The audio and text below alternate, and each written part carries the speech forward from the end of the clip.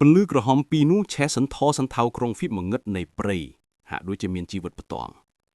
វាមិនមែនគ្រាន់តែជាពន្លឺទេប៉ុន្តែជាអ្វីដែលមានវត្តមានដែលមានអារម្មណ៍ថាកំពុងស្ទង់មើលពួកគេវាយដន្លៃពួកគេ Malis Thierry និងសុកង្គាឈរនៅកន្លែងដដាលដៃជាប់គ្នាដោយស្វិតស្វាញពួកគេមិនអាចរត់បានទេព្រោះជើងរបស់ពួកគេហាក់ដូចជាត្រូវបានគេចាប់យកទុកយ៉ាងមុតមាំទៅលើដីកុំមើលសុកង្គាយំយ៉ែកលោកអ៊ំបាននិយាយថាកុំមើលប៉ុន្តែវាពិបាកពេកពន្លឺក្រហមនោះតាក់ទាញពួកគេដូចជាសត្វល្អិតតាក់ទាញដោយពន្លឺ Malis មិនអាចបិទភ្នែកបានទេទោះបីជាខ្លួនគាត់កំពុងតែញាប់ញ័រក៏ដោយនៅក្នុងពន្លឺនោះរូបរាងចម្លែកចាប់ផ្ដើមបង្កើតឡើងវាមិនមែនជារូបរាងមនុស្សឬសត្វទេវាជាអ្វីដែលខុសគ្នាបំផុតវត្ថុដែលមានរាងវែងដែលហាក់ដូចជាធ្វើពីស្រមោលនិងអាចកំបាំងវាផ្លាស់ប្ដូរដោយរំភើបដូចជាពស់ដ៏ធំប៉ុន្តែមានច្រើនជាងនោះវាជាអ្នកថែរក្សាសំឡេងមួយនិយាយពីក្រោយពួកគេងាកមកមើលឃើញសនឈរនៅទីនោះភ្នែករបស់គាត់ភ្លឺឡើងដោយពន្លឺពណ៌បៃតងអាចកំបាំង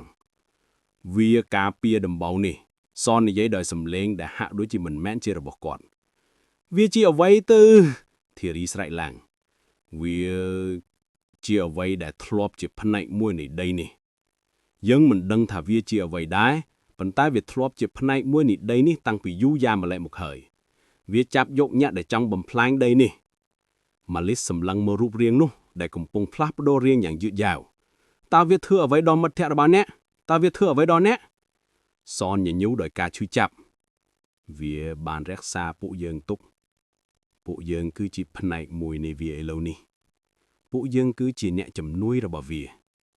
លោកអមរ៉ាតបានរត់សុកង្គានិយាយដោយសំឡេងញាប់ញ័រនឹងវានឹងមិនដោយលែងគាត់ទេវាតែងតែរកមើលគាត់គឺជាអ្នកដែលត្រូវបានជ្រើសរើសនៅពេលនោះរូបរាងខ្ញុំពន្លឺក្រហមបានផ្លាស់ប្ដូរវាបានបង្កើតជារូបរាងមនុស្សចំនួន3រូបរាងដែលហាក់ដូចជាធ្វើពីស្រមោលនិងការចងចាំរស្មី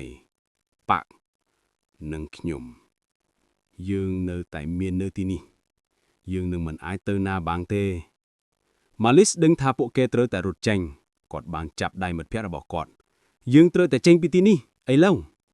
ប៉ុន្តែមុនពេលដែលពួកគេអាចផ្លាស់ប្ដូរសំឡេងយំរបស់ស្ត្រីកាន់តែខ្លាំងឡើងនិងពន្លឺក្រហមពង្រីកទៅជារង្វង់ដ៏ធំហុំព័ទ្ធពួកគេ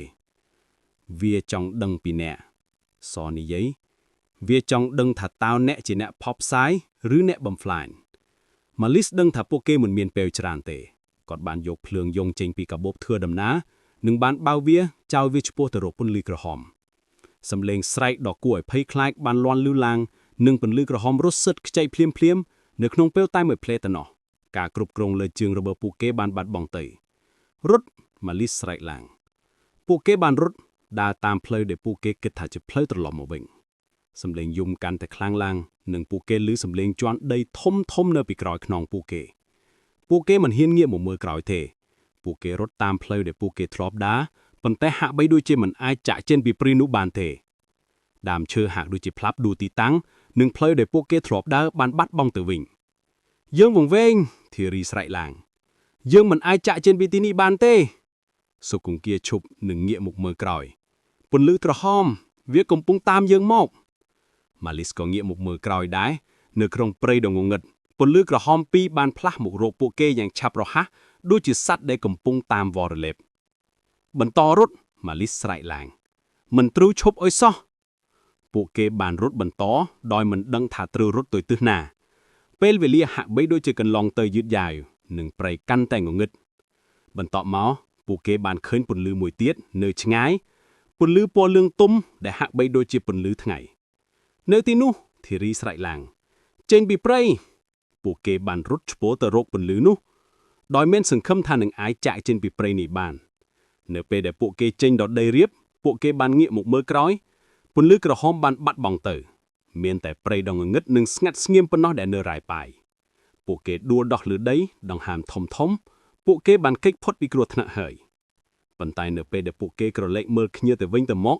ពួកគេបានឃើញអ្វីមួយដែលធ្វើឲ្យពួកគេភ័យខ្លាចនៅលើដៃរបស់ម្នាក់មានស្នាមដ៏ចម្លែកមួយដែលភ្លឺឡើងដោយពន្លឺពណ៌បៃតងអាចកំបាំងវាហាក់ដូចជាស្លាកឬគ្រឿងអលង្ការបុរាណណាមួយ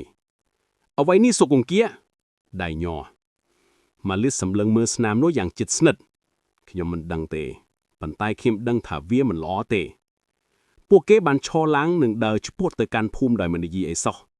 พวกเก๋ดังถาพวกเก๋บานโรคขึ้นเอาไว้แต่พวกเก๋มันกวดดังหนึ่งไอเล่านี้พวกเก๋เต้าบานเก๋สมกวาดให้เนื้อเปเดพวกเก๋ตื่นดอลเตะมาลิสบานโรคขึ้นซามุยเตียดเนื้อเลือตุรศัพท์ระบก่อน